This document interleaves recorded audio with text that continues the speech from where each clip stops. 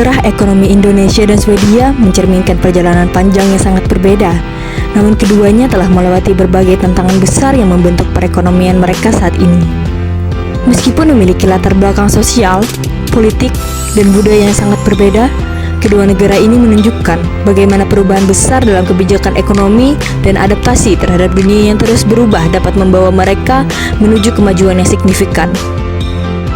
Indonesia, yang pada masa kerajaan-kerajaannya seperti Sriwijaya dan Majapahit, sudah dikenal sebagai pusat perdagangan internasional. Pada abad ke-7 hingga ke-14, Nusantara menjadi penghubung utama antara Asia dan Eropa dengan komoditas utama berupa rempah-rempah yang sangat bernilai. Keberadaan rempah-rempah ini menarik minat bangsa Eropa, khususnya Portugis dan Belanda, yang kemudian datang untuk menguasai jalur perdagangan tersebut. Setelah Belanda berhasil menguasai sebagian besar wilayah Indonesia, perekonomian Hindia Belanda dibangun untuk memenuhi kepentingan kolonial, mengandalkan hasil bumi dan perkebunan seperti kopi, tebu, dan karet yang dikelola dengan cara yang sangat menguntungkan bagi penjajah. Sektor-sektor utama seperti perkebunan dan tambang dikuasai oleh Belanda, sementara rakyat Indonesia sebagian besar menjadi pekerja yang dipekerjakan di lahan pabrik yang dikelola oleh kolonial. Namun, setelah Indonesia merdeka pada tahun 1945, negara ini menghadapi tantangan besar untuk membangun perekonomian yang hancur akibat perang dan kolonialisme. Pada masa awal kemerdekaan, Indonesia berusaha mengalihkan ekonomi dari dominasi kolonial dan mengarah pada pembangunan yang lebih nasional. Meskipun menghadapi ketegangan politik dan berbagai konflik internal, Indonesia mulai bertransformasi pada tahun 1960-an ketika Presiden Soeharto mengambil alih kekuasaan. Kebijakan ekonomi yang lebih terbuka dan pro-pasaran diterapkan, yang kemudian didukung oleh investasi asing dan bantuan dari luar negeri, meskipun Indonesia mengalami pasang surut. Dengan krisis ekonomi yang sempat melanda pada tahun 1997 sampai 1998, Indonesia berhasil bangkit.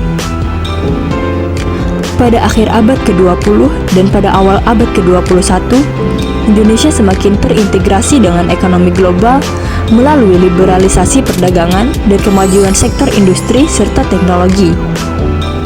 Kini, Indonesia telah berkembang menjadi salah satu ekonomi terbesar di Asia Tenggara.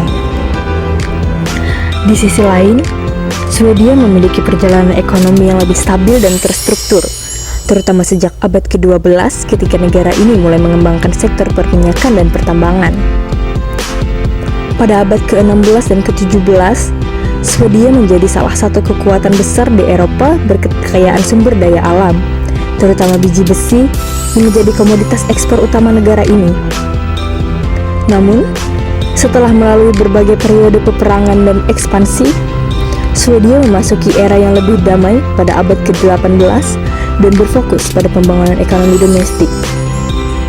Pada abad ke-19, Swedia mengalami industrialisasi yang pesat dengan perkembangannya sektor manufaktur seperti tekstil, besi, dan permesinan yang menjadi pilar utama perekonomian negara ini. Di awal abad ke-20, Swedia mulai membangun negara kesejahteraan atau welfare state, sebuah sistem sosial demokrasi yang menempatkan negara sebagai penyedia utama layanan kesehatan, pendidikan, dan kesejahteraan sosial bagi warganya. Sistem ini menjadi salah satu landasan utama bagi pertumbuhan ekonomi Swedia yang tidak hanya meningkatkan kualitas hidup rakyat, tetapi juga produktivitas negara secara keseluruhan. Kebijakan tersebut mendorong stabilitas sosial yang mendukung kemajuan ekonomi jangka panjang. Pada paruh kedua abad ke-20, Swedia memperkenalkan ekonomi yang lebih fokus pada inovasi, riset teknologi, dan pendidikan. Negara ini berhasil menjadi pemimpin dunia dalam hal kualitas pendidikan dan kemajuan teknologi. Perusahaan-perusahaan besar seperti Volvo, Ericsson, dan IKEA berkembang pesat dan memperluas pengaruh Swedia di pasar global. Keberhasilan sektor industri yang didukung oleh kebijakan pemerintah yang mendukung riset dan pengembangan menjadikan Swedia menjadi salah satu negara dengan daya saing ekonomi yang tinggi. Hingga pada saat ini, Swedia terus beradaptasi dengan ekonomi global yang semakin terhubung dengan fokus pada berkelanjutan, inovasi teknologi, dan kemajuan sosial. Negara ini menjadi contoh dalam hal menciptakan ekonomi yang inklusif dan berkelanjutan, serta menjadi pelopor dalam hal perdagangan internasional dan investasi dalam teknologi hijau. Meskipun Indonesia dan Swedia memiliki sejarah ekonomi yang sangat berbeda, kedua negara ini menunjukkan bagaimana sebuah bangsa dapat berkembang dengan melalui perubahan besar dalam kebijakan ekonomi. Dari kolonialisme hingga era modern, baik Indonesia maupun Swedia telah menghadapi berbagai tantangan yang memaksa mereka untuk beradaptasi dengan dunia yang terus berubah. Melalui kebijakan yang tepat, investasi dalam pendidikan dan teknologi, serta fokus pada keberlanjutan dan inovasi, kedua negara ini terus menunjukkan bagaimana mereka mampu tumbuh dan berkembang di tengah ekonomi global yang dinamis. Sejarah ekonomi Indonesia dan Swedia menunjukkan bagaimana dua negara dengan latar belakang yang sangat berbeda mampu bertransformasi melalui kebijakan ekonomi yang adaptif terhadap perubahan global. Begitu juga dengan sektor kesehatan di kedua negara ini. Meskipun dalam konteks yang berbeda, keduanya menunjukkan bagaimana kebijakan, investasi, dan inovasi yang dapat memainkan peran penting dalam memperbaiki layanan kesehatan, termasuk tingkat kepuasan pasien terhadap rumah sakit. Di tahun 2021, WHO merilis data yang menarik, yaitu tentang kepuasan pasien dari lebih 6 juta masukan pasien di 25 negara. Ternyata, negara-negara Nordik seperti Swedia, Finlandia, dan Norwegia menempati posisi teratas dengan tingkat kepuasan yang sangat tinggi. Swedia bahkan mencatatkan angka 92,37% dan diikuti oleh Finlandia 91,92% dan Norwegia 90,75%. Di sisi lain, ada juga negara yang memiliki tingkat kepuasan yang jauh lebih rendah, seperti Kenya yang hanya mencatatkan 40,4% dan India 34,4%.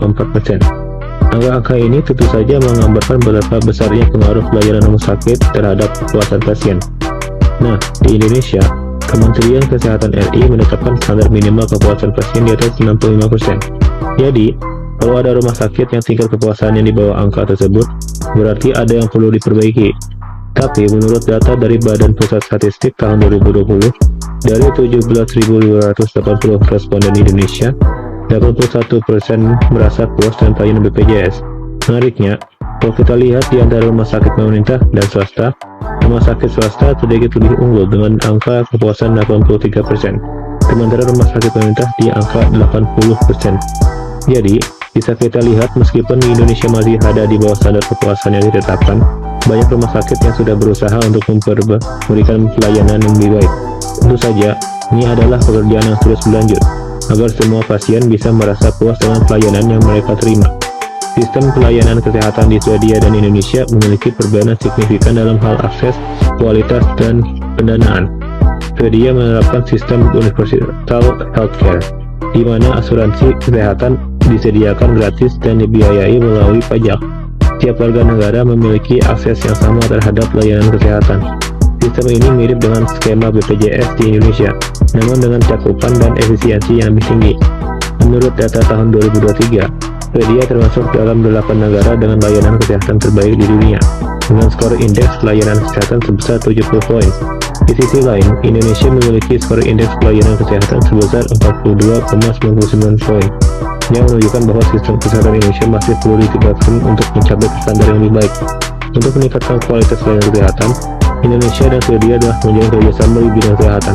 Pada tahun 2024, kedua negara meluncurkan platform layanan kesehatan bersama sebagai bagian dari program kemitraan inovatif Swedia-Indonesia. Kerjasama ini bertujuan untuk memastikan akses yang adil ke layanan kesehatan dan memperkuat sistem kesehatan Indonesia.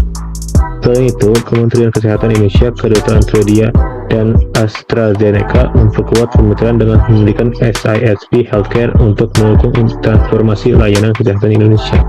Layanan secara keseluruhan, meskipun Indonesia telah melakukan berbagai upaya untuk meningkatkan sistem pelayanan kesehatannya, masih terdapat perbedaan yang signifikan dibandingkan dengan Swedia, terutama dalam hal aksesibilitas, kualitas pelayanan, dan pendanaan. Kesimpulannya, sejarah ekonomi dan sistem pelayanan kesehatan di Indonesia dan Swedia menunjukkan bagaimana kedua negara dengan latar belakang dan tantangan yang sangat berbeda dapat berkembang melalui kebijakan yang adaptif. Swedia telah lama membangun sistem ekonomi dan pelayanan kesehatan yang inklusif, inovatif, serta berbasis keberlanjutan, menjadikannya salah satu negara dengan tingkat kepuasan pasien dan akses layanan kesehatan terbaik di dunia.